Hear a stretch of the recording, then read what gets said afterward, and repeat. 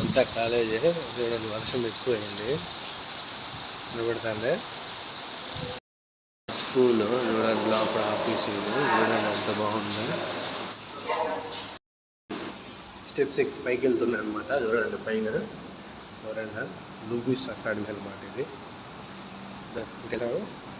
ఇదేమో ఇదంతా ఇది లాకేష్ ఉందన్నమాట, పోవడానికి లేదు అంటే వాళ్ళతో పాటు. చూడండి వర్షం పడతాయి, అంతా పైనుంచి మళ్ళీ ఎక్స్ప్లోర్ చేస్తున్నా.